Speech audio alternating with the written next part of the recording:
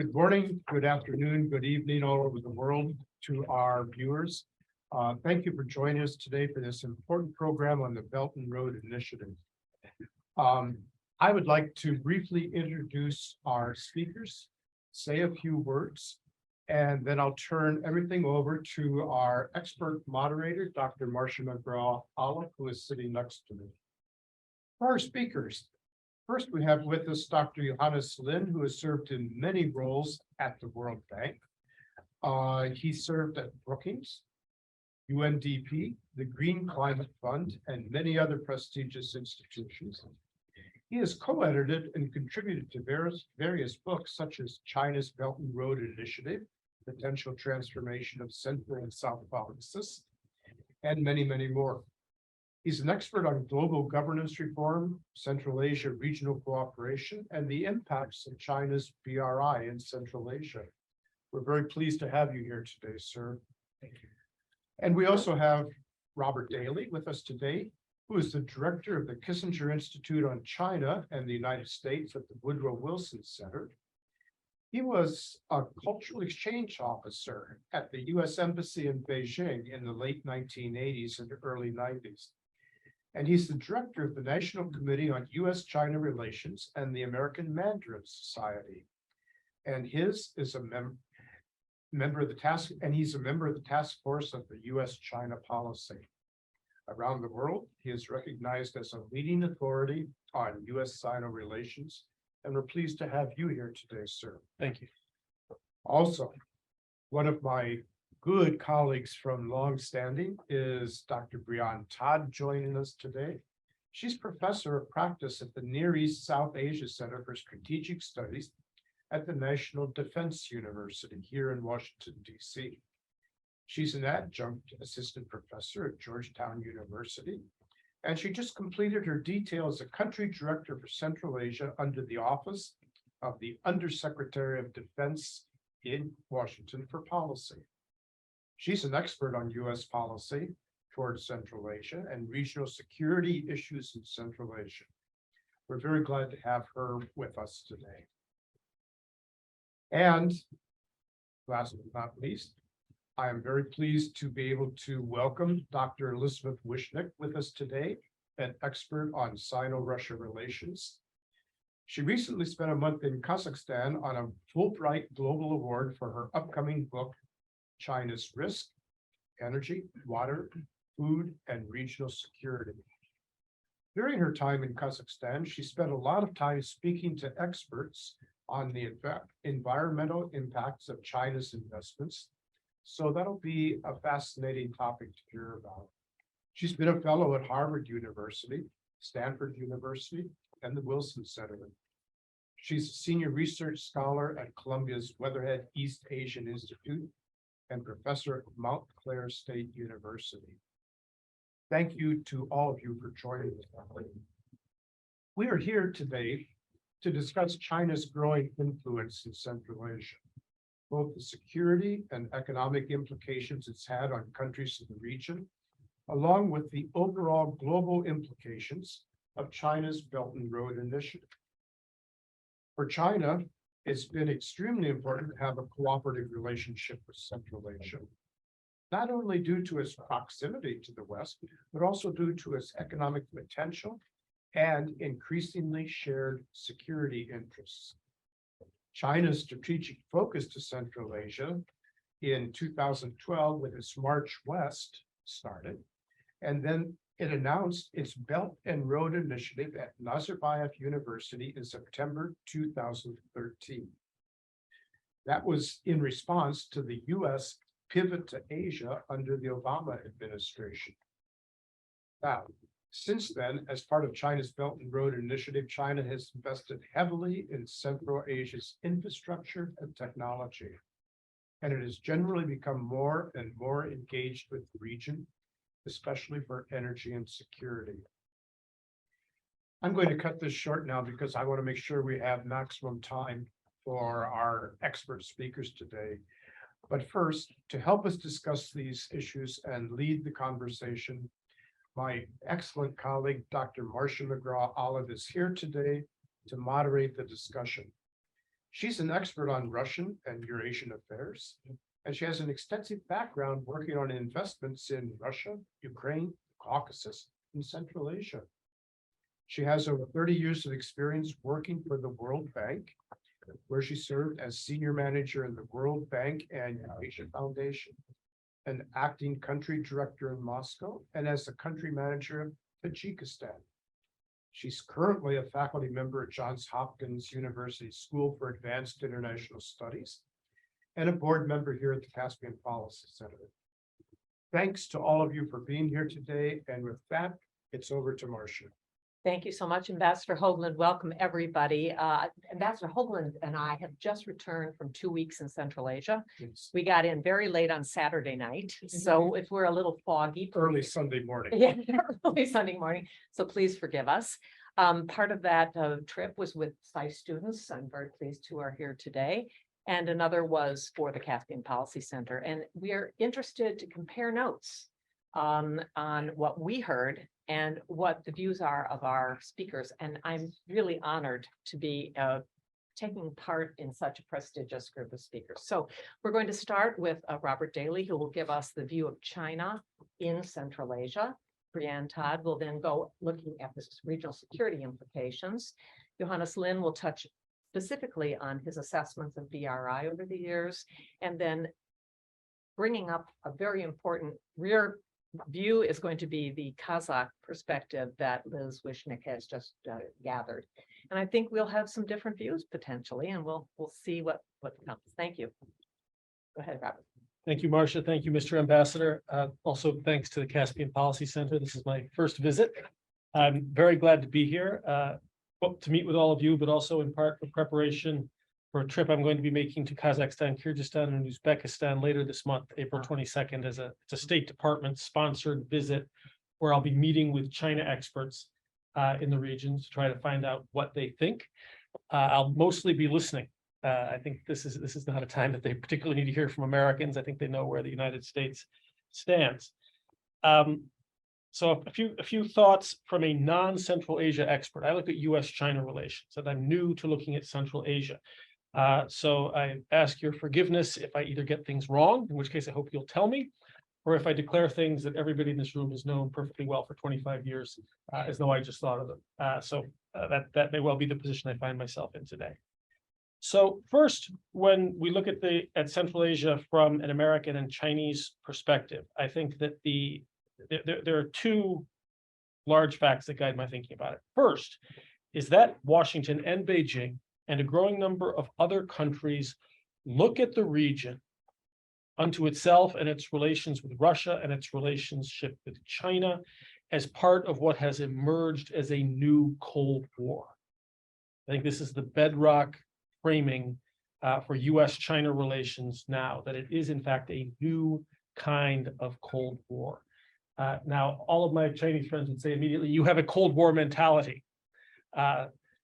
That's rather silly. If it is raining out and I say that it is raining, I do not have a rainy day mentality. I just recognize rain.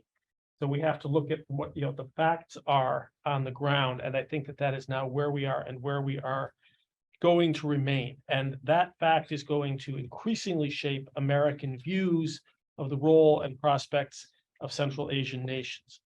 So second, the broad framing is the Cold War. Second, I think we have to acknowledge that China faces, and perhaps you'll disagree with me on this, I know your book is titled China's Risk, but compared to the United States, I think that China has a relatively easy task in the region by virtue of its geography, the attraction of its markets, its status as the #1 trade partner in the region, its offering of connectivity. China has advantages that the United States cannot match and cannot overcome, and that is likely to remain true for a very long period of time. It is true that many citizens in the Central Asian countries still have some worries about being overrun by or exploited by China. There are concerns that you know about Chinese land use in the regions. There is some concern about its treatment of Uyghurs and other Turkic peoples, including Kazakhs and Kyrgyz, in Xinjiang itself. And it is also true that China's Belt and Road investments have been slowing. They were actually slowing continually from 2016. They started to pick up a little bit at the end of 2019 before COVID. They then slowed dramatically with COVID. And now China faces a secular slowing in its own economy that is going to cause it to reconsider the scale of Belt and Road. There will be a third major Belt and Road seminar later this year in Beijing. I think what we learned from the second BRI seminar is that Xi Jinping faces a fundamental dilemma with Belt and Road. And that is that he's finding it cannot both be economically efficient and politically glorious. He can't have both. BRI is becoming more like the Asian Infrastructure Investment Bank. It is adjusting, it is changing its strategies.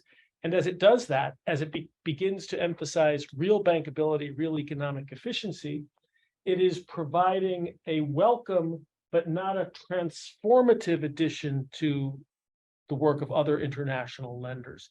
So it can't be both efficient and glorious. And what they're going to make of that remains to be seen.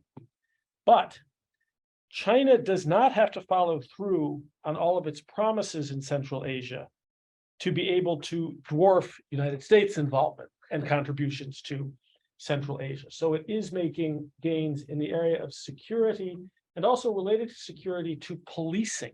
In fact, an awful lot of its latest work and its declared policy in the region leads on policing rather than on military to military forms of security. And that appears to have a fairly welcome reception within the area. So its emphasis on development, its status as a market for energy, its interest in agriculture and water projects, all dwarf what the United States is actually able to bring to the table, even when China under delivers.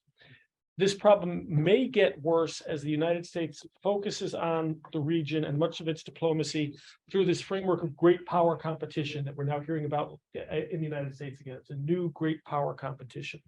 The reasons for thinking this way are obvious. What worries me about the United States buying into a new great power competition framework is that we are giving ourselves permission yet again to ignore all of the parts of the world that we traditionally ignore, which are not great powers. And these are precisely the areas in which China is making inroads. So my assumption is that the United States cannot prevail in the area, by which I mean increase its influence greatly vis-a-vis that of China and Russia, that we cannot do that in the short term. And so the United States needs to play the long game, which is something that we used to do a better job of. We're not so good at it now. This, of course, means not treating Central Asian nations as Cold War pawns, as understanding that they have their own agency and interests, and that even as they engage with China and Russia, they are still open to other kinds of ideas and other kinds of connections. We need to be careful about not putting them in that bucket. We need to also take care in our diplomacy not to demonize everything that China and Russia do in the region, and not to demonize all Central Asian engagement with China, even as it deepens, which is almost certainly going to do. This means most broadly, and at least under the Biden administration, that we need to take pains not to fold Asia into this too simplistic narrative of a global struggle between authoritarianism and democracy. The impulse may be to put Central Asian countries in the authoritarian bucket and write it off. I think this would be a major mistake for American diplomacy. And of course, this does mean recognizing that Central Asia has legitimate security and economic interests vis-a-vis China, Russia, which increasingly, as I say, are on the other side of a Cold War divide. To do this, I think what we need to return to what had been America's traditional approach to public diplomacy during the Fulbright, Mansfield former era, when America was building things like the Fulbright program around the world. We need to take advantage of any real economic opportunities we see, but we need to recognize that our strength is neither in the security area nor in economics. And we should therefore focus on Central Asian nations' aspirations for institutional excellence, as well as personal and social aspirations of people in the region. That is part of the long game. And we would do this, we should do this, by providing more scholarships to the United States, by building up more university affiliations. When I was first at the American Embassy in Beijing in the 80s and 90s, the State Department actually had a university affiliations program, which was designed to build things like joint degrees. We should emphasize judicial training, the rule of law, and environmental issues, and to some degree, media issues, if we can do so, say, through the East-West Center and some of its programs. Our emphasis should be not on authoritarianism versus democracy, but more specifically on promoting transparency and rule of law in whatever kinds of evolving systems the countries of Central Asia should choose. To succeed in this long-term public diplomacy-led focus on the region, we have to work in close concert with our allies in both Asia and Europe, which share most of our concerns. And then two last broader thoughts. We need a more inviting discourse about the nature of world order. The Biden administration has presented our competition with China as one in which we defend or uphold an existing rules-based order. I think Xi Jinping has stolen a march on us here, and that we need to take a page out of his book when he says that the world is changing, there are new challenges, many parts of the established order are worth holding on to, but we need in an inclusive, inviting way to welcome other countries into a global effort to reconsider and adjust world order. This merely defensive view of rules-based versus everything else, I think, will not serve us well outside of our established alliance network. And then lastly, and I think that this is essential to all of the policy recommendations I just made, the American Department of Defense has said that China is our pacing challenge, which means our excuse to spend as much money as we can possibly get out of Congress. I think that China's ability to Sherpa limited rapprochement between Saudi Arabia and Iran, while it was risk-free for China, it didn't really cost China anything. It fell into their lap. But we need to see China as our diplomatic pacing challenge as well throughout the world, and in no place more than Central Asia, and refund diplomacy and reinvest in public diplomacy in the State Department more broadly. And I think that is the best long-term chance we have to give Central Asian countries more choices, even as they inevitably look to their north and look to their east for more and more goods. Thank you. Thank you very much for that very concise introduction to the topic today. I just want to comment that the program that the Eurasia Foundation had, which was to invest in partnerships with universities, led to a graduate program in Ukraine for economics. And those kind of partnerships, I understand, is what you're referring to for long-term investment in education. That, but even at the lower levels, when I was at Nazarbayev University in 2015, I was told that there were 40,000 Kazakh undergraduates at Chinese universities. 40,000. 40,000. Wow. Thank you for that point. I want to just remind people that we are doing a webinar, so we have people streaming in. And so this will be on the record. And we do have, I understand, potentially reporters who are streaming in. Okay, thank you very much. Turn next to Brianne Todd. Thank you. Thank you. So first of all, I'm delighted to be here today. Thank you to the Caspian Policy Center for hosting this event. Ambassador Hoagland, Dr. McGraw Olive for being our moderator. It's a great panel that we have here. First, before we get started, I would say that one, I am not a doctor. Two, I do work for the Department of Defense. So all of yous that you hear today are my own, not representative of the US government or any of the institutions from which I am coming from today. I think we got a great introduction to kind of the scene setting for today's discussion from Dr. Daly. I think I Also not a doctor.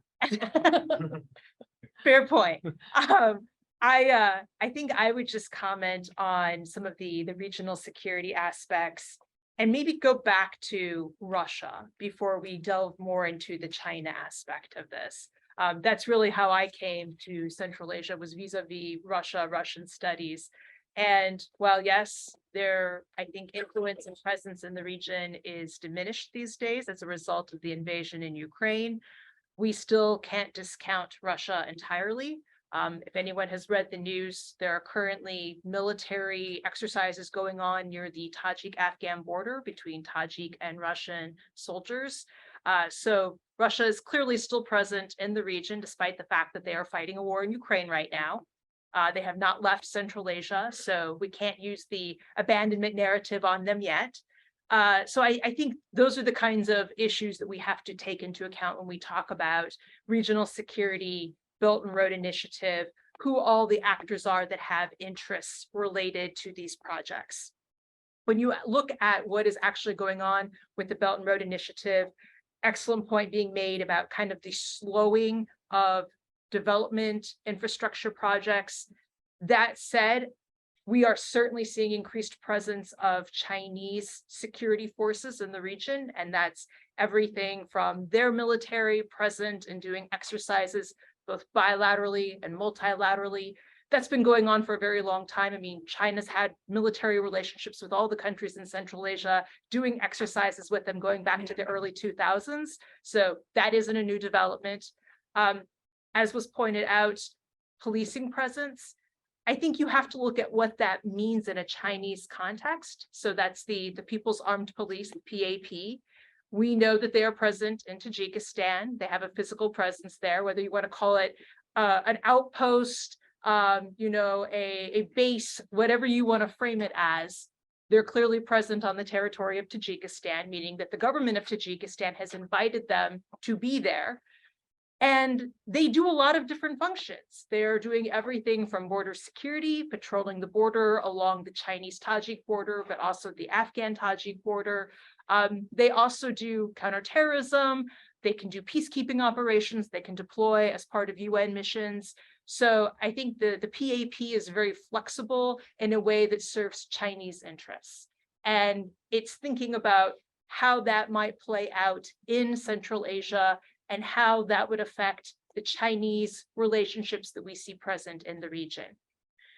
I think beyond that, then you have to think about what does this mean for the US? Truly, we are never going to be able to compete on the scale that we see China present at this time in the region. And that is everything from economically to just size of security presence, infrastructure projects. I don't think that should be the goal, because we know that that is not attainable really in terms of both financial or even if you think in terms of security interests. That doesn't really serve US national security interests to be that present in Central Asia. Certainly, we want to have relationships with all the countries in Central Asia, but not necessarily at that level and not necessarily that focused on security. It should be more broadly based and have everything from economic development to people exchanges, and be more fulsome relationships with each of these countries. So I think that is something to keep in mind. The other thing when we talk about kind of the role of the US and how we interact with these countries that I didn't really have an appreciation for until I was working at the Pentagon is the role of Congress. We can talk about what US policy should be, could be, what the president's intent is, but ultimately it comes down to what does Congress allow us to do in terms of funding and kind of how that shapes foreign policy. And I think what we have to think about is how does this meet US interests, but also how does this meet the interests of the countries in Central Asia? Like, where do these things come together? And sometimes they are very well aligned and sometimes they aren't. I know that the US gets a lot of criticism for not doing more with Central Asia, but sometimes it's not for lack of trying. Sometimes it's the Central Asian partners saying, hey, this relationship is just a little too visible, a little too much because we're getting pressure from other partners and we need to kind of pull back. So I think when we talk about regional security implications, there's a lot that can kind of come out of all of this in terms of second and third order effects. I don't want to belabor that, so I'm going to keep my comments really short and wrap it up there, but definitely looking forward to more from Q&A. Thank you very much. And I'll be interested in how questions come around this point of US interests, because thinking of security, we still have an Afghanistan issue, right? Which would be interesting to hear more on when we get into Q&A.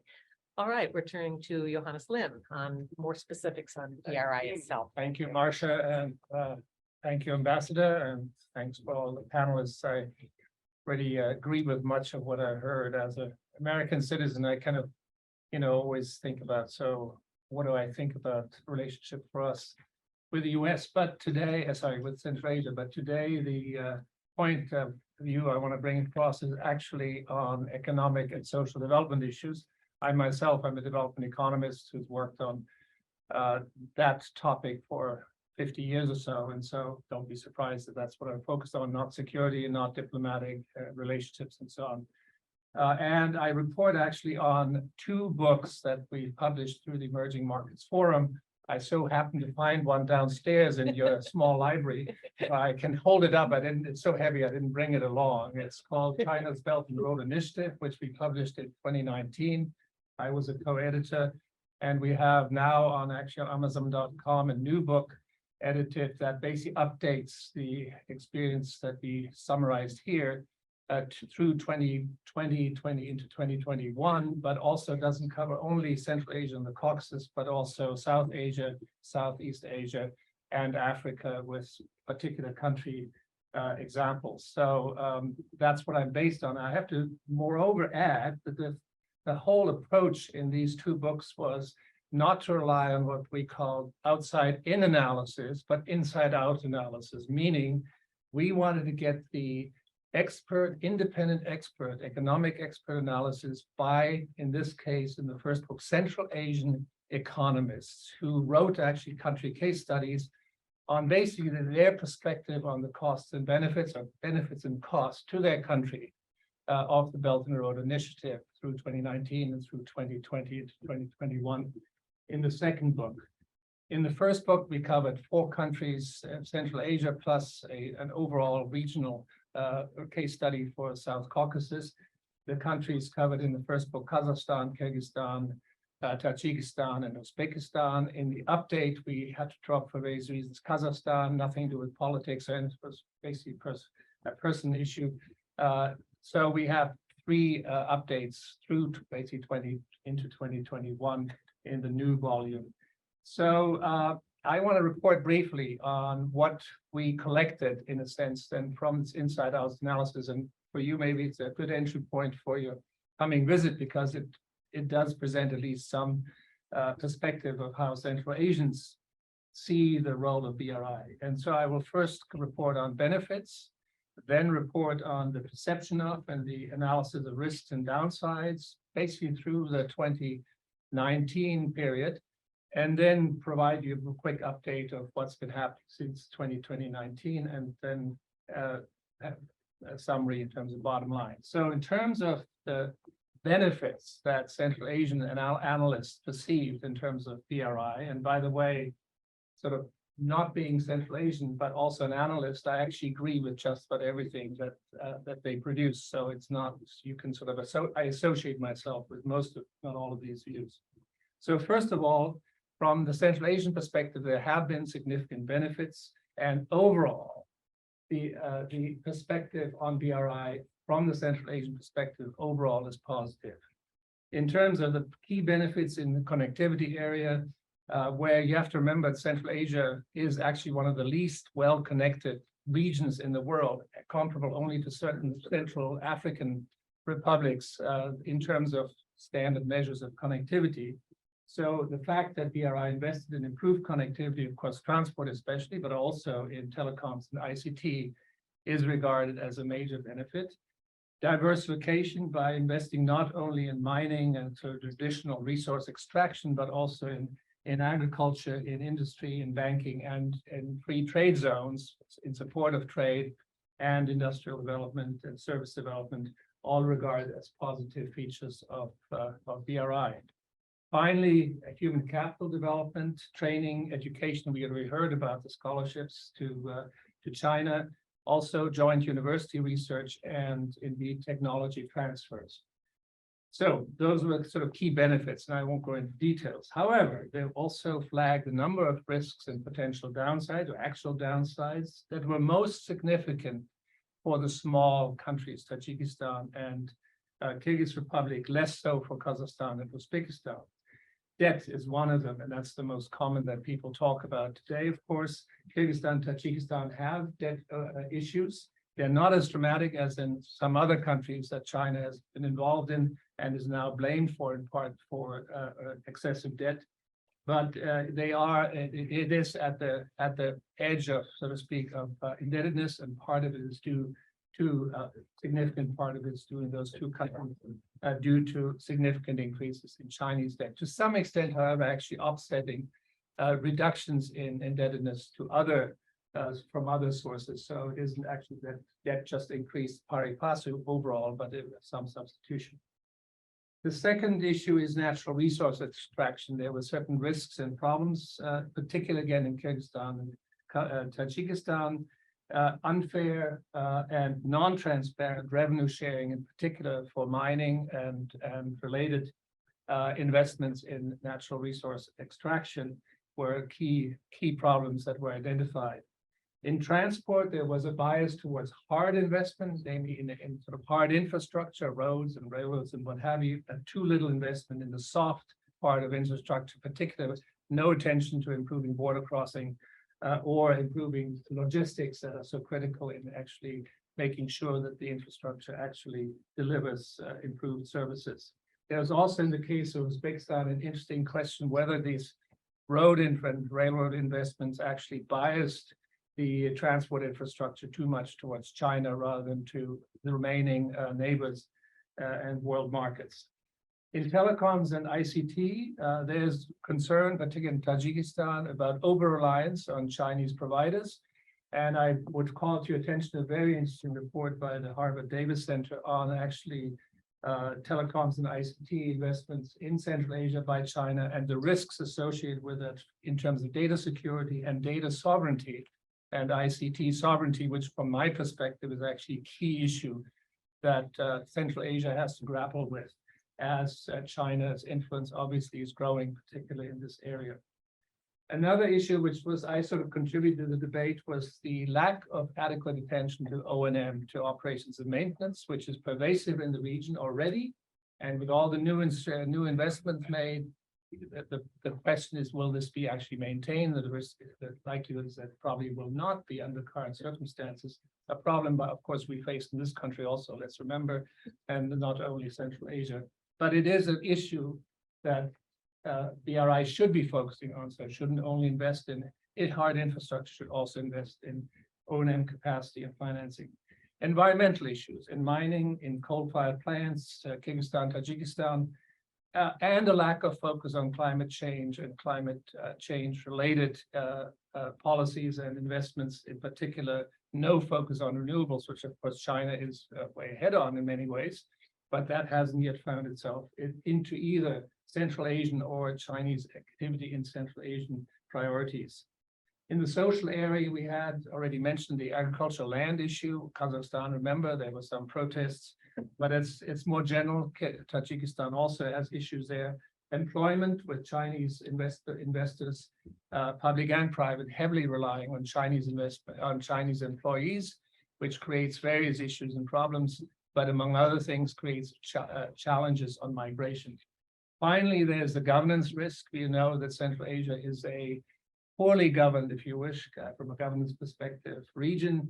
And so with the lack of transparency of BRI investments, show projects such as presidential palaces, sports arenas, and so on being financed, corruption being probably, as best one can tell, not ruled out, been mildly, and elite control of assets. For example, a toll road in Tajikistan that's controlled by a relative of the president, and basically is believed to skim off a lot of resources. So these are the risks that were flagged and identified. On balance, however, as I said, this report still provides the perspective that on balance, the benefits are there and the risks really have to be managed. Now, in 2019, it so happens that, as you may remember, that of course, Beijing did introduce a bunch of new policies or statements, at least towards more responsible investing in terms of financial criteria, environmental criteria, social criteria, and also cooperation with multinational partners. So what happened since 2019? Well, as already we heard, BRI, not only worldwide, but also in Central Asia, actually new investments dropped dramatically. In Kyrgyzstan, for example, no new investments no new projects since 2019. Uzbekistan, a bit of an outlier because with the new government and the reforms in government, there was actually foreign direct investment increased and pretty significant in Uzbekistan in recent years, and China was part of that. Now, 4 factors in Central Asia explaining some of the slowdown: COVID, with trade slowing down, but also management staff, sort of Chinese management staff disappeared. Chinese investments probably were more cautious as best we can tell. And also there was importantly more control exerted by Central Asian governments. They all 4 of them actually engaged in umbrella agreements defining priorities for Chinese investments. To the extent to which they were then honored remains to be seen, but at least there was an effort to actually control in inverted commas, but at least to agree on a well understood approach by the government towards Chinese investments. The impact of the Ukraine war so far, we can't tell, but our analysis did not have an opportunity to judge this, except that the middle corridor, the so-called, transit from China to Europe via the middle corridor, via Kyrgyzstan, Uzbekistan, instead of the northern route through Kazakhstan and Russia. That got a shot in the arm, and indeed there was an agreement between China, Kyrgyzstan, and Uzbekistan to go ahead with a new railway line that I think we also heard about before. I'm coming to the end. There are continuing challenges today, which we identified based on this work. Transparency remains a huge issue. Operation and maintenance, lack of attention, employment migration, digital Silk Road, from my perspective, is one of actually a key area of concern. Coordination with other funders also, I think, is still lacking considerably. And the impact, the extent to which the impact on social and environmental aspects is being now more seriously considered, is also not yet clear. So bottom line, I think, from the perception in Central Asia is, and I would share that in terms of my assessment, personal assessment, is that on balance, the social, economic, environmental impact were mixed, but on balance, benefits outweighed for Central Asia and its development outweighed the negative.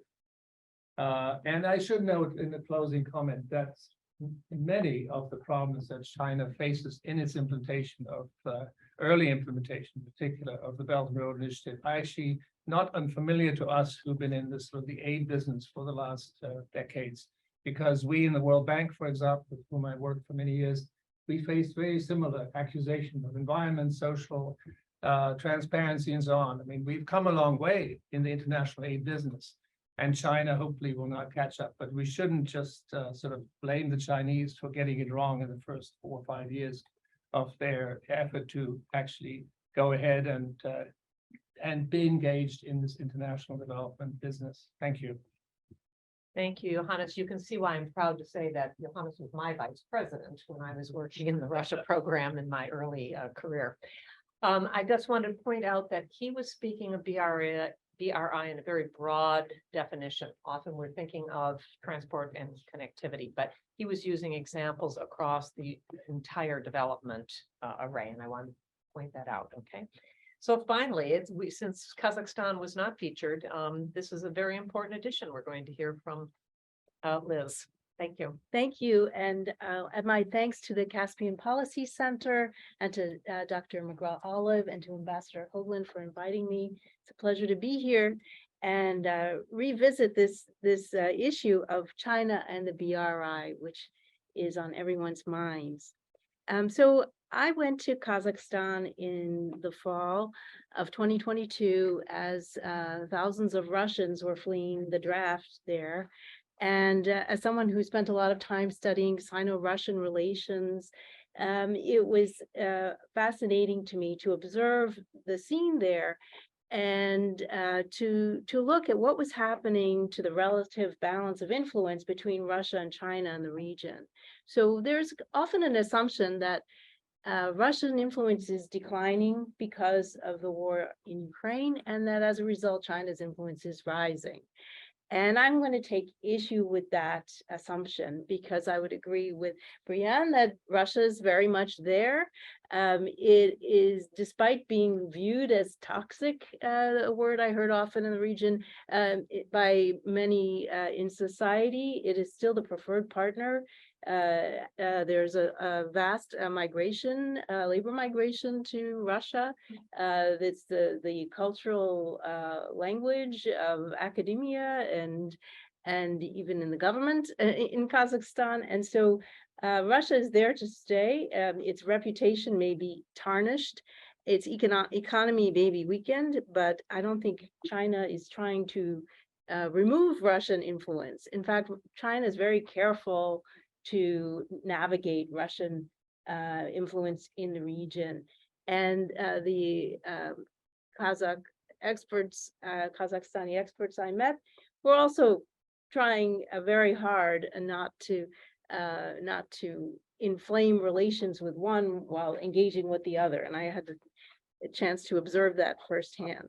As for China, I would start where Johannes left off, that I assume benefits for the region, and the region does see opportunities. And partly is what Robert mentioned, that the US and other countries have not been so proactive. And so that gives China by default more opportunities. And I would have to say that I was a part of some of those US Central Asia University partnerships in the early 90s and helped work on the Kyrgyz American school program that later became the University of Central Asia. Right. So I'm a big believer in that.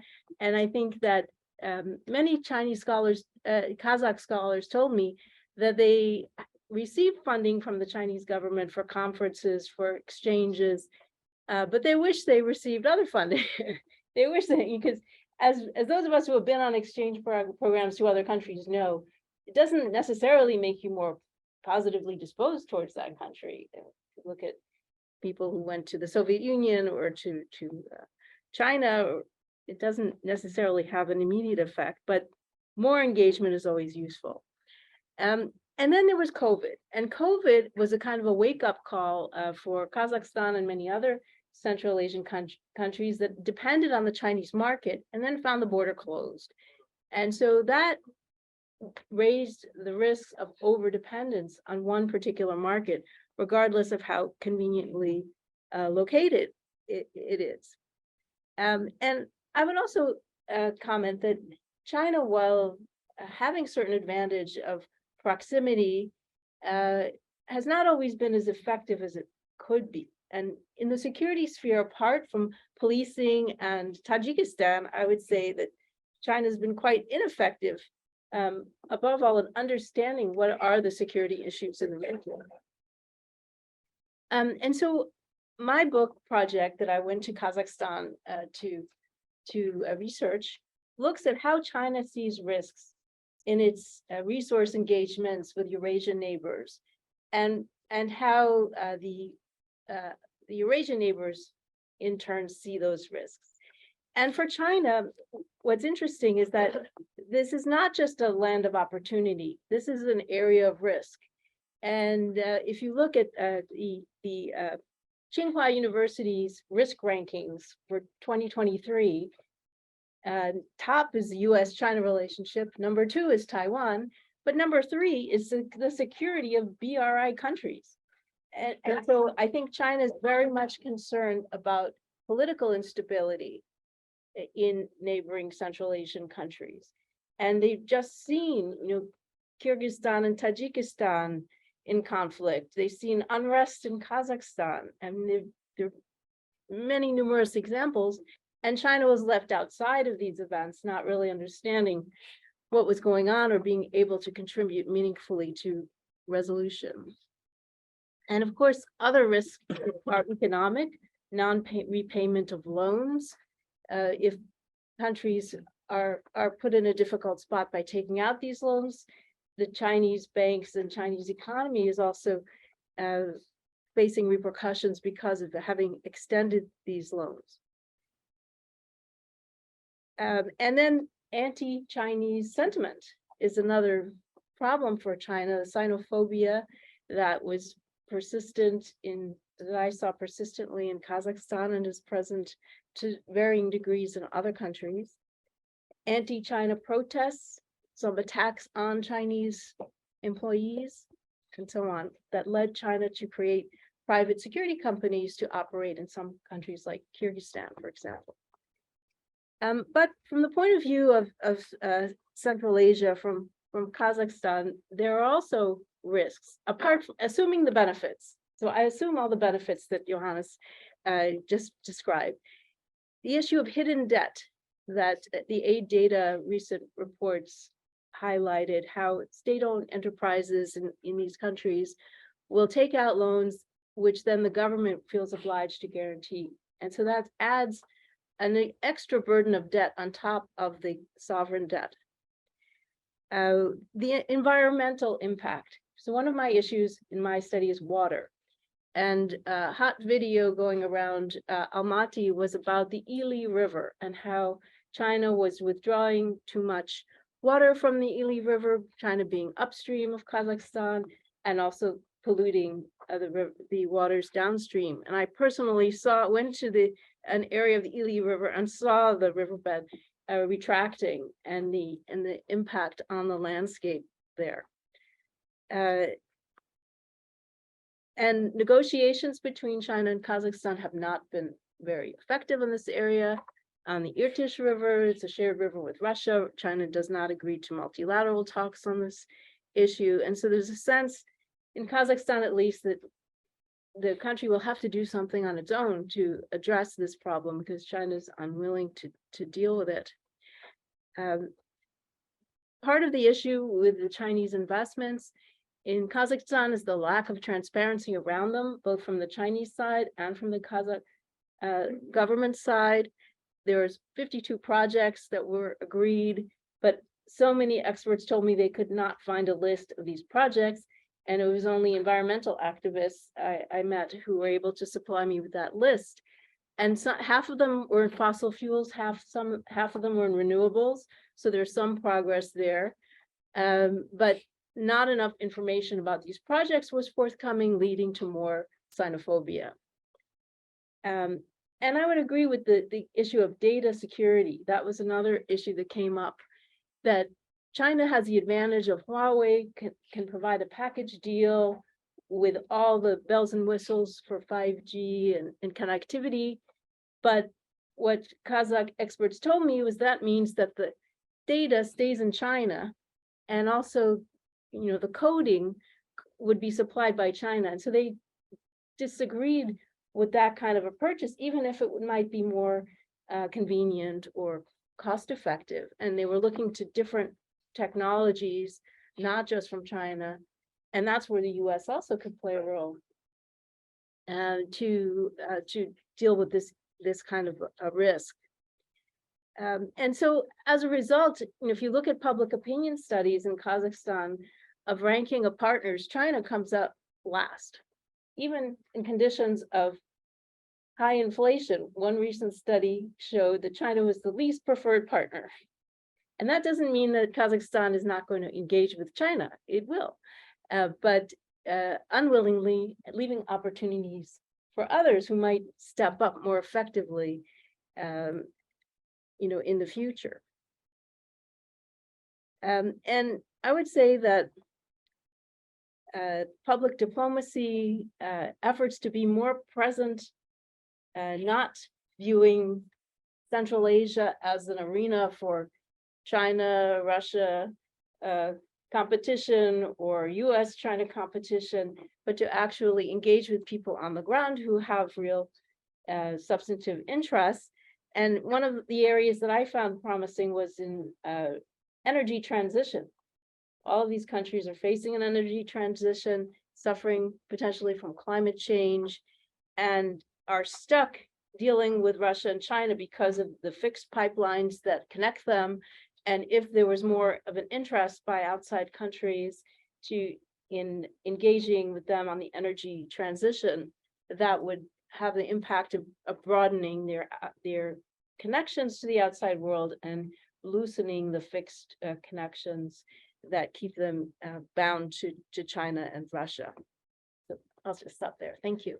Thank you very much. And this just brings to mind a comment that we heard in a couple of our meetings recently in Astana, that you point out that data security and this was raised as a concern, and both of you mentioned it, because they are dominated by the technology. On the other hand, there was a comment, well, the high tech community says, is it any better to get American? Because that could also be bleeding off for intelligence. But the idea was diversification, and they're looking to Ericsson and Nokia and other partners. So to just add that. I will not ask the question that I wanted to at the moment, because I think that was a rich conversation. I'll wait if it comes up later. I was going to talk about AIIB, which I think is another key player for China in the area and is acting, they're the largest shareholder. There are a lot of lending, particularly in Uzbekistan, 2 billion in lending in the last couple of years. That goes along with the decline of the RI. But the question that I was thinking was, there are still other tools that we haven't put on the table, but we can bring that up in the questions. I'll look around the room. Please raise your hand and let me identify, yes, gentlemen, and then over here. Please identify yourself. Okay, thank you very much for the very comprehensive overview of Hoagland Initiative. My name is Sanon Shabanov. I'm coming from Azerbaijan. It will be beyond the scope of No. We were told that the Kazakhs see Azerbaijan as natural allies. So. Background, I'm financial sector specialist working for one of the multilateral development banks. But here, in my capacity, I will ask questions. Small question. My question and a small comment is about private sector, because I'm senior investment specialist. That's why from private sector angle I will ask. It's my feelings that not only here in this discussion, but in the part of the world where I am based, the private sector is underrepresented in these discussions. We see the geopolitical side of the discussion, how China is leading the process, politicians, diplomats, career diplomats are attending, but not private sector.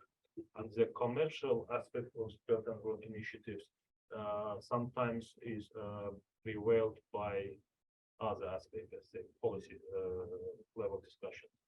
However, let's say in the blue sky scenario, let's say if Russia and Ukraine, Russian invasion of Ukraine will be addressed, then Northern Corridor will be relevant, and this middle corridor cannot compete with Northern Corridor and the maritime, let's say, corridors commercially.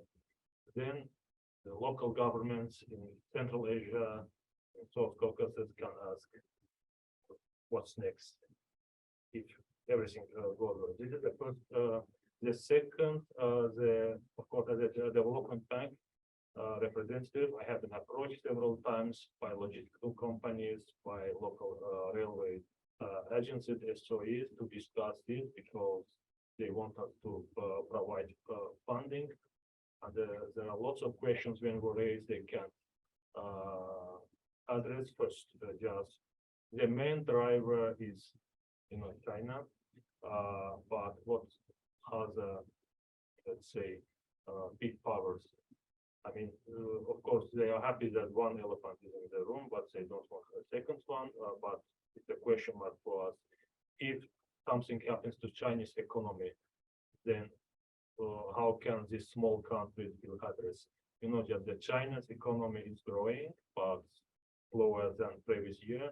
They have lots of internal problems, corporate debt first, real estate bubble, which happened 2 years ago, just which was identified 2 years ago. So the main driver is China. We are more than happy, but if something happens to the economy, then what's the perspective of this middle corridor? These are my two questions to, let's say, speakers. First, about the commercial side. It can compete if everything is going well with Russia-Ukraine war. Then what's second? The main, only one driver in the room of middle corridor, and it's not sustainable. It has own internal problem. Thanks a lot. Okay, that's a very comprehensive question. Would you like to start on the bigger picture, on the private sector link and the logistics connections? Johannes? Yeah, no, I mean, I agree that private sector is an important, should be, and is to some extent an important player.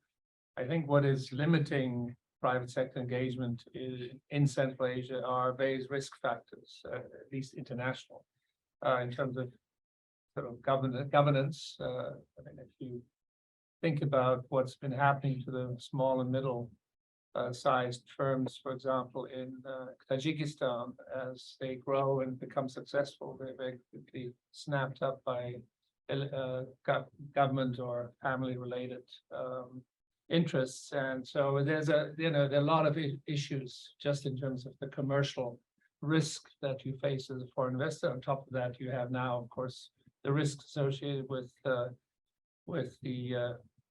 Russia situation, the invasion of Ukraine, and so on, the stopping of easy access, relatively easy access to Western Europe and Western European economy.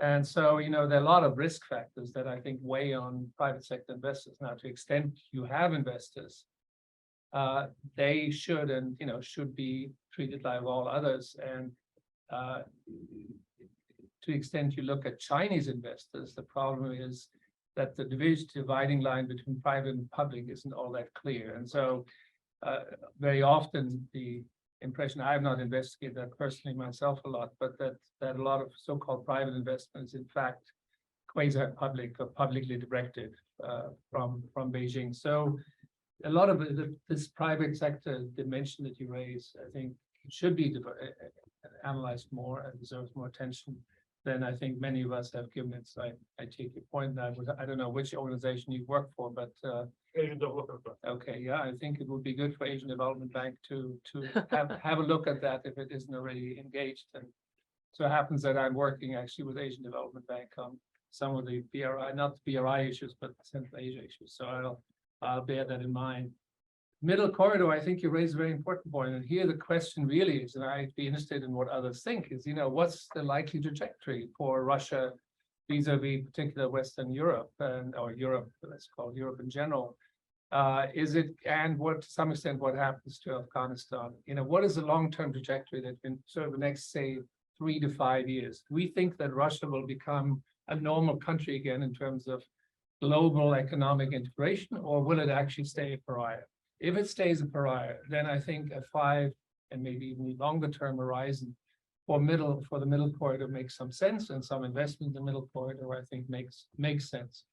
If, on the other hand, you assume, and this is a risk calculation, I guess, that within a year or two, Russia will return to the global fold, and everything will be hunky-dory, transit on the northern corridor is possible, then you're right. Then this whatever major investments, and some of these investments are quite costly, you've made, then some of these investments may have been poor judged, probably poor investments.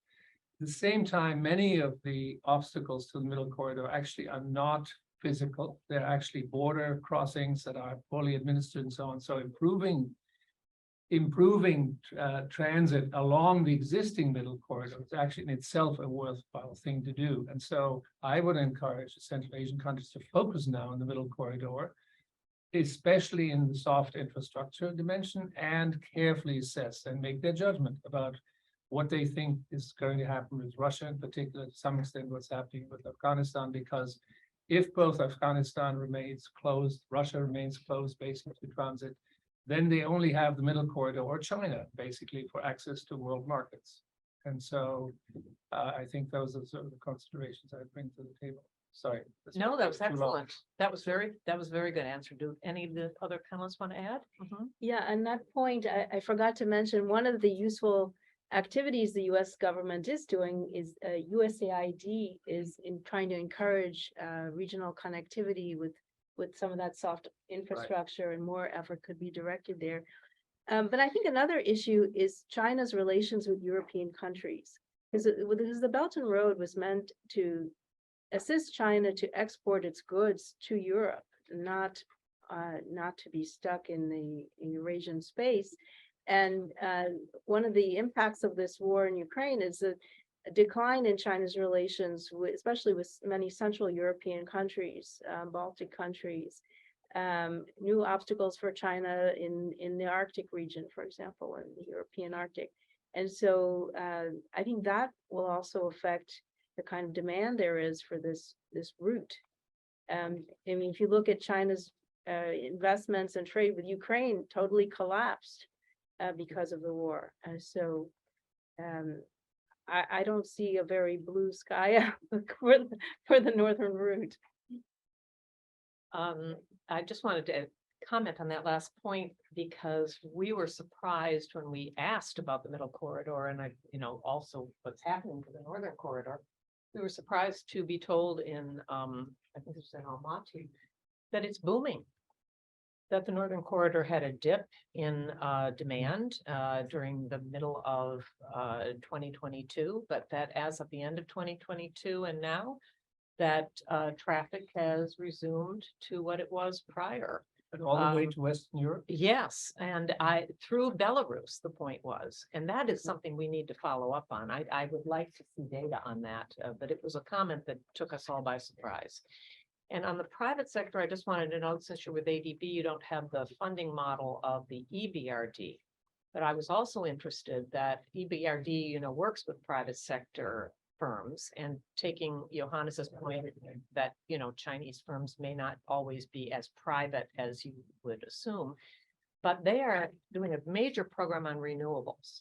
And they said that there's not a single American company that's participating in these projects, which are supporting, they're providing, some soft subsidies to encourage for incentives in renewables, but that there were 2/3 Chinese companies that are competing against about 1/3 of European countries. And it was simply because these private sector, whatever, companies are very cost competitive with high quality products in the renewable sector. So the comment made to us is where's the US private sector? And that's not something that the US government can deliver, but it can provide improve the enabling environment for private sector. But I would just add that. I'm gonna Dave? jump Yeah, in on that please. very briefly Yeah. and say, I'm not an economist by any stretch, but I think it's a issue of perception in terms of, as was noted, the US government cannot force the US private sector to go and invest in the region. Right. But if the conditions are such that, it would be conducive to these companies coming in, I don't know that story is getting out, because I think there are more bad news stories that people hear about, whether it's, assets being nationalized. If you're, Kumtor in Kyrgyzstan, you probably don't want to be the company that's operating Kumtor when the Kyrgyz government decides they want to take it back. So those kinds of stories resonate throughout the media. And when companies see that, they're thinking that is more risk than we are willing to take on. And so for every Kumtor, there's probably 20 good news stories, like Kaz Beef, where there's great things happening in that sector, but nobody hears about those stories. Yeah. Thank you for that addition. We had a question here. Sure. Alex Sanchez, my defense analyst, and geopolitical analyst as well. I have two questions. First, to Brianne, when it comes to U.S. Central Asian Defense Corporation, I mean, the U.S. is not going to be facing Central Asia anytime soon, and we know it's not going to happen. But the U.S. military DoD is going to carry out several military exercises. Big Eagle, Kazakhstan, last time was, I believe, 2019. Last year in Tajikistan, there was regional cooperation, which I believe is more like a watered down version of what Big Eagle used to be. If I'm wrong. What do you believe is the future of the U.S. military cooperation, training with Central Asian militaries, even what's happening in Ukraine, with Russia training with Afghanistan? My second question is to Elizabeth and Robert. I was wondering if you talk more about what the U.S. can do in to help Central Asia when it comes to environmental issues. Yes, I did, or is very involved already about green energy, the try to heal the RLC when it comes to Uzbekistan and Kazakhstan. We believe, but that is USAID. What more can the White House, what more can the State Department do? For example, could Special Assistant Special Representative Kerry go to Astana and have an organize a green C5+1 type of conference, like regional state, regional ministers, should say, what are you doing towards environmental protection? Uzbekistan has plans to become carbon neutral by 2050. Kazakhstan plans to become carbon neutral by 2060. The U.S. established a space for the U.S. government, not just USAID, but other branches to help implementation different levels. Thank you. I'll go ahead and go first on military exercises.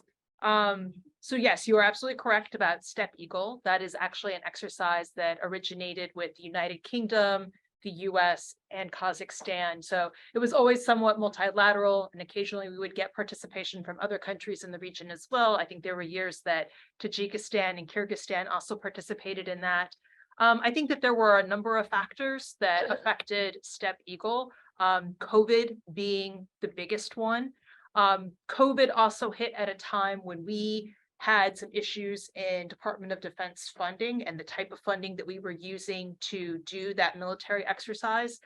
So for instance, we previously used a type of funding called the Wales Initiative Fund. That fund does not exist anymore. That money went away and it will never come back because that's not how funding works in our government. So when COVID hit, yes, as you pointed out, 2019 was the last year that we did Step Eagle. COVID happens. And then in the meantime, we're looking for other types of funding to be able to continue Step Eagle. To this day, we have not been able to find a type of funding that would support Step Eagle being reborn in the way it was previously. So it has kind of devolved where it is no longer a big exercise with everyone coming together in Kazakhstan on an annual basis. It's more, we do smaller trainings on either a multilateral or bilateral basis. Some of them will be in the US, some of them will be in the region. The Kazakhs will be there, other Central Asians will be there, the US will be there. It's not under the Step Eagle umbrella necessarily, so you're never going to see like Step Eagle 2023, but we're still doing very similar things to what the point was of having that military exercise. To your point about regional cooperation, again, this is very clearly my own opinion. I have always disliked regional cooperation as an exercise, and I have told U.S. Central Command that on many occasions. So if anyone is watching this, that will not be news to them.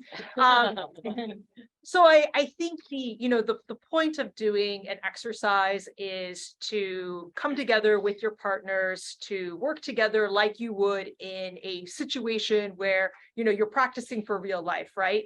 The reason I have always disliked regional cooperation is it is a command post exercise where everyone sits around a table and acts out like what would happen in a counterterrorism exercise. I think our partners have always wanted to be out in the field. Like, how would you respond during a counterterrorism exercise? So I think regional cooperation has so much potential, but it just needs to be revised in a way that meets all parties' interests, and we're not there yet.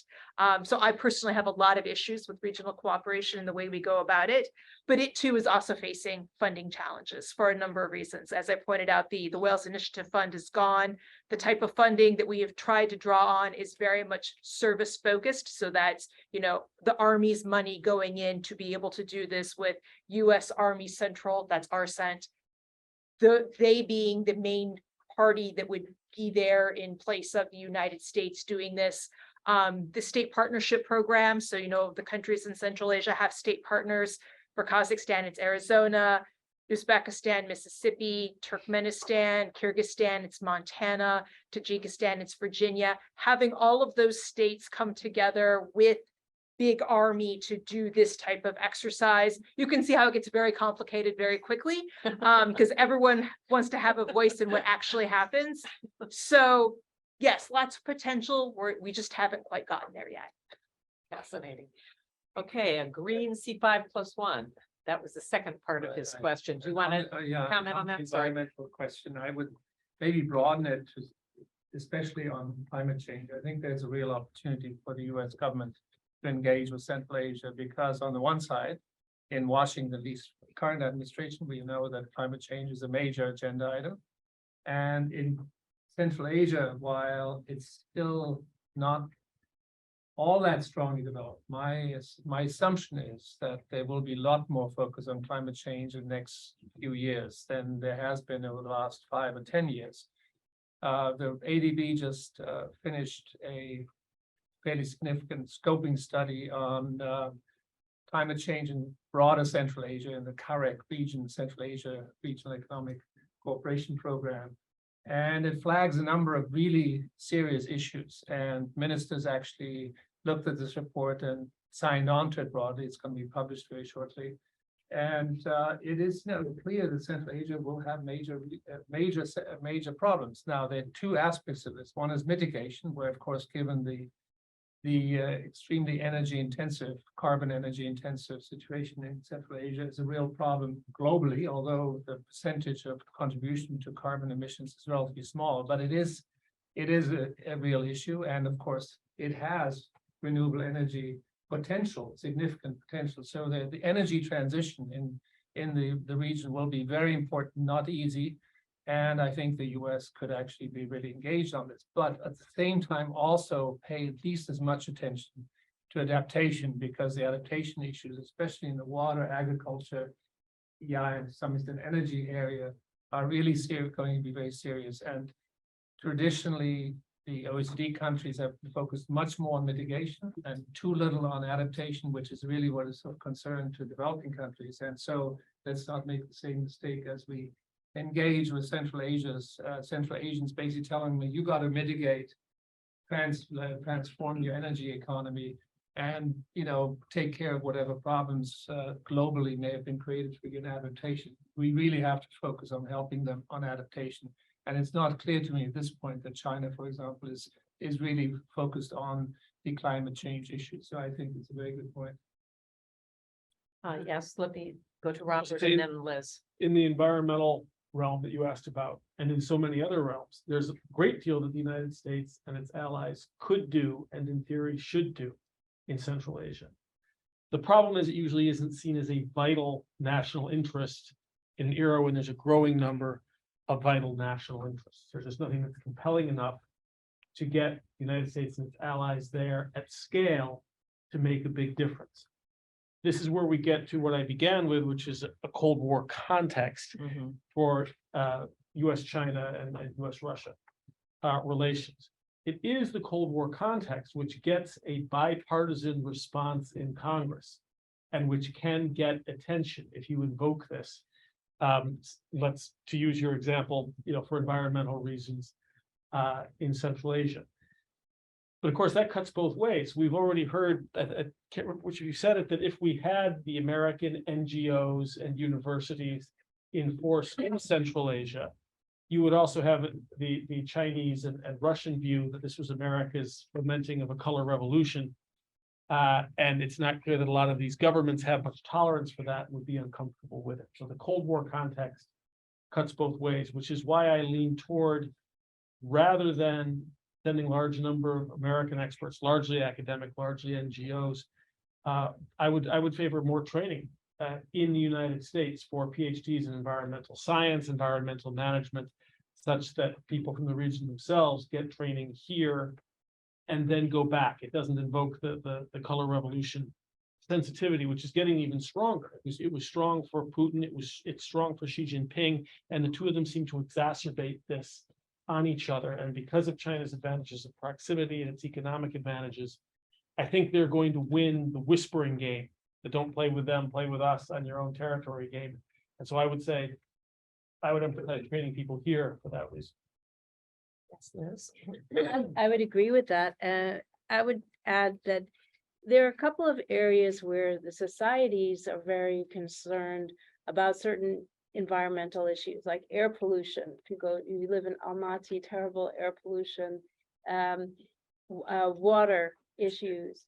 And so these are issues where we could encourage companies to invest, create the kind of conditions for facilitating that, so that we could bring in those kinds of environmentally friendly technologies that would have a real social impact. But also I would agree that we need more capacity building, and especially an understanding of the water, energy, food nexus, because this is where Chinese investments fail because China understands this poorly at home and exports this model to Central Asia.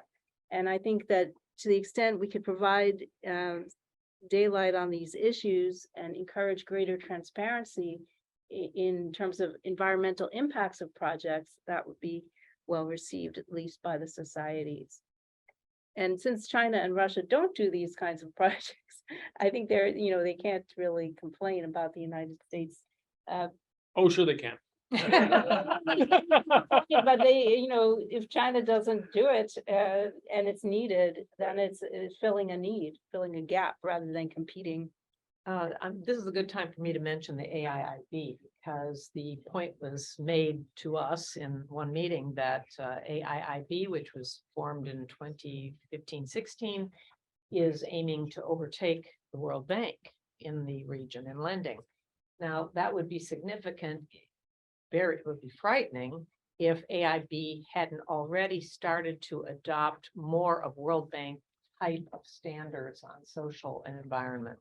Okay, so I think there may be a potential opportunity to have some sort of, I know there is co-financing in some cases between the World Bank and AIIB, but if you're looking at for means for influence on climate type issues, it could be through these development banks in some way, for which the United States, of course, is not a shareholder and it's not a member of AIIB and chose not to become, neither is Japan.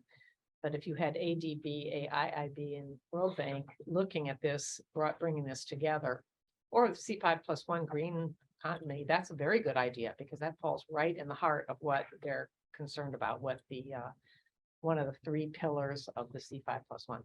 Now, we get one question from the field from the Astana Times that I would want to just quickly rephrase to make it easier for you. In the time we have left, what is the outside view of Central Asia as a sort of a changing polities because of Tokayev and Mirziyoyev? Have views changed in the United States towards the two countries because of new leadership? And this is from Astana Times coming through the webinar. I certainly, I have subjective impressions that I could give as an answer to that, but no, I'm not aware of any real data on it. But certainly within Washington, at least in Thinklandia, where I live and move, certainly the end of the Nazarbayev region and the way that Tokayev has handled that has been noted, and I think it's probably a net positive. Washington simply isn't focused on these questions. I'm not sure that there's that much attention outside of specialist circles being paid to that very important question. I think that I hate to say it, I just don't think that Washington is asking this. Okay. But I have no data. This is merely my impression. I spent a lot of time with Congress. When they ask about China they ask about obviously China and Russia, they ask about China and Africa, they increasingly ask about China and Latin America, but China and Central Asia practically never comes up. Okay, thank you. Johannes and then Brianne. I mean, on the point of Washington attention to Central Asia, I wholeheartedly agree with you. Over the last 25, almost 30 years that I've been based here and worked on Central Asia, whenever I tell people that my geographic interest is Central Asia, their eyes, cloud over and basically are turning away and talk to somebody else. So Central Asia is not really on the map, except for the experts and the people who happen to care about Central Asia because they know about it or they have some. So I don't know. Sebastian has left as the head of the Central Asia Center at George Washington University. I have to have that conversation with him, but I think it's a real problem. And the notion that somehow by us arguing that the US ought to have a greater interest, it's not going to happen. And so we have to be very clear that there are certain areas where, yes, the US will engage and should engage for sure, but carefully analyze what's the overlap between will and should.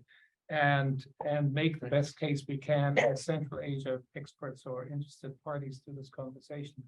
But I wanted to actually come back to how Central Asia, in particular Uzbekistan. I have less, maybe others can talk about Kazakhstan more, but it's my impression that the government transition, presidential transition in Uzbekistan, and I think it was 2016, 17, has had a major impact in terms of perception of Uzbekistan for sure, and to some extent, I think Central Asia more generally, because although the new president and presidency is not necessarily the best in terms of governance and so on, but in terms of economic reform, it is a substantial change to the better. The international organizations, World Bank, Asian Development Bank, are heavily engaged with supporting Uzbekistan's change, UN agencies, I assume AIB precisely for the same reason. And we've seen, I cited the foreign direct investment numbers for Uzbekistan.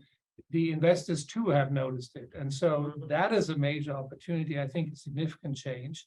I would also say it's for Central Asia, it's a huge potential game changer in terms of regional cooperation, not in security, but in terms of potential economic cooperation, because it's been just a different attitude in Uzbekistan now towards its neighbors, much more openness towards joint approaches in the economic area compared to the previous government. So I think if there's an upside currently in the region, I see it's changing Uzbekistan as a major driver towards actually a more positive outlook for the region compared to say 3 or 4 years, 5 or 6 years ago. Just one additional thought on this. Sure.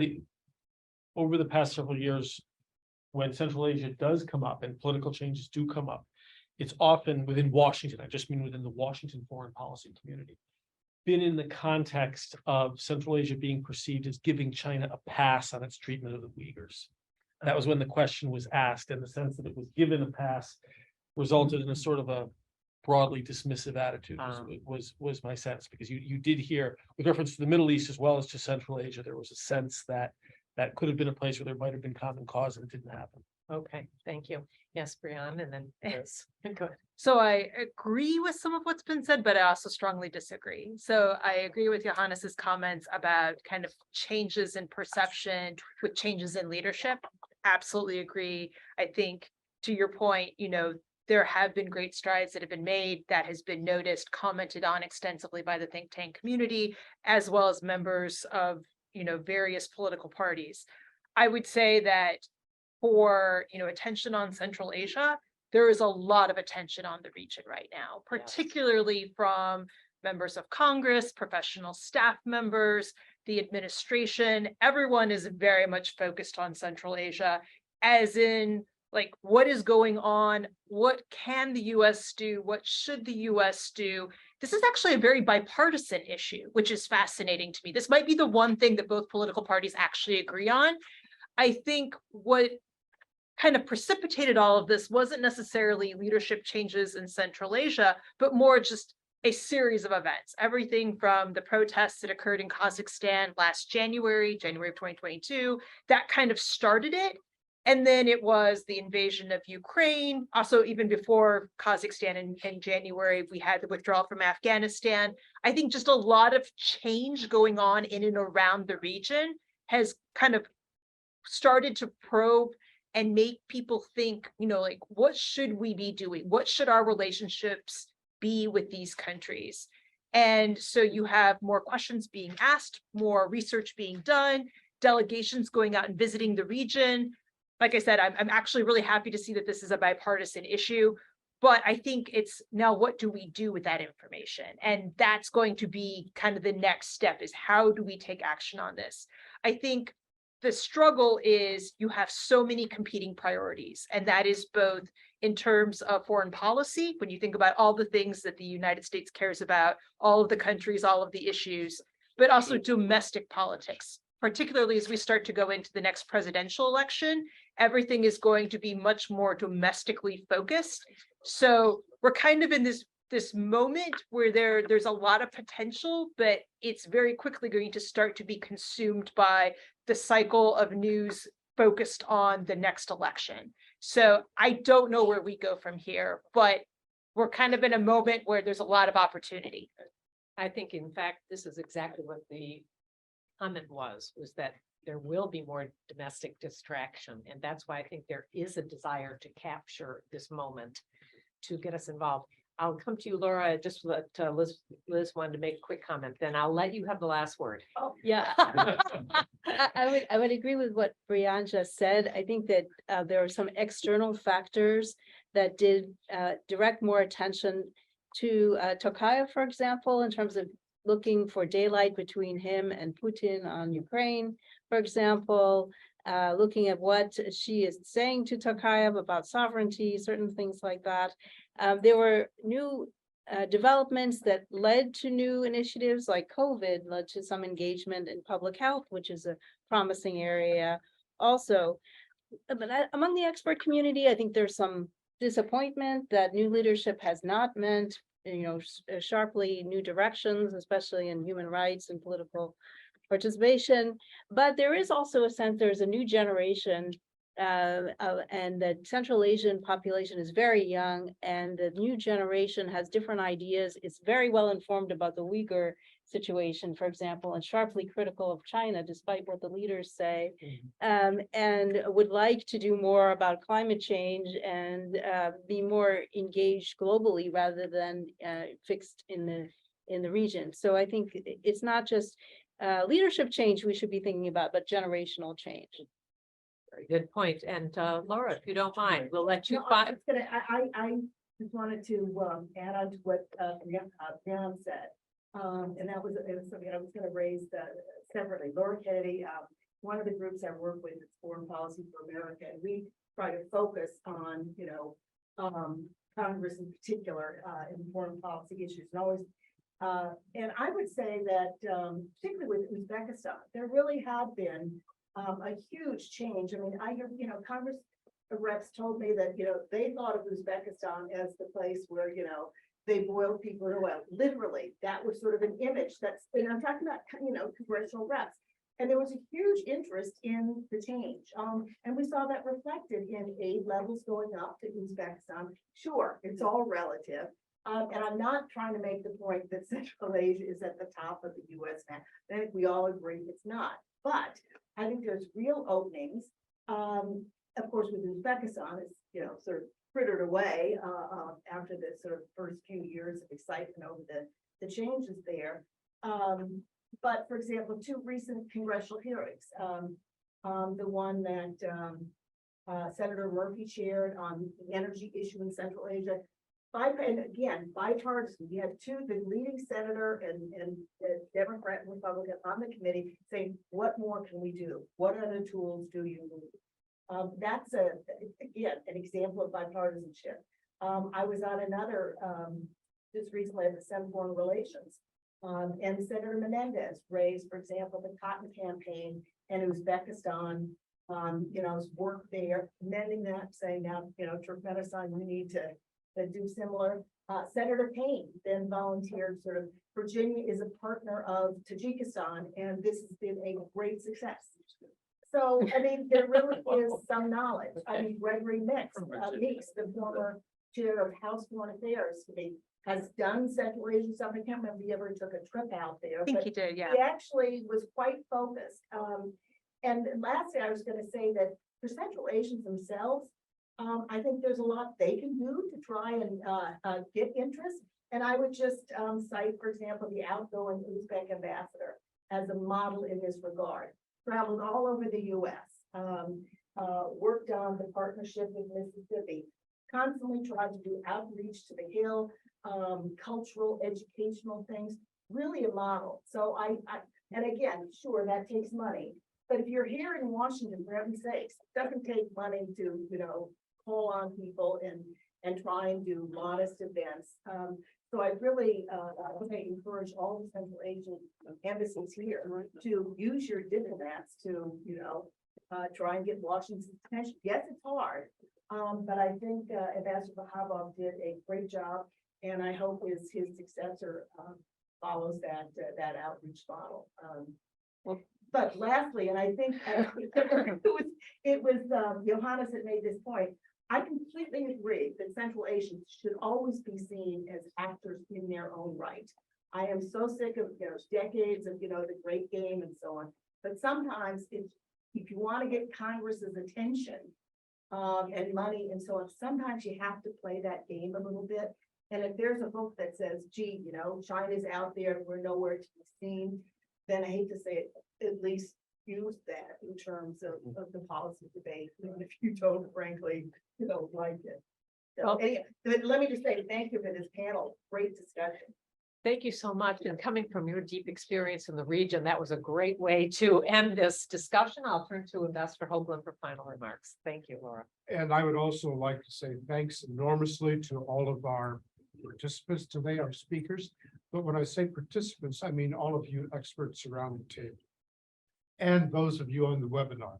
So, friends and colleagues, we look forward to seeing you at our next program.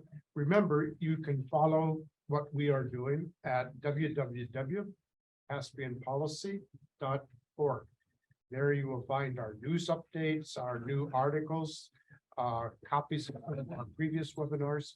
So we look forward to staying in touch with you. And thanks again to everyone. Yeah. Well done. Excellent.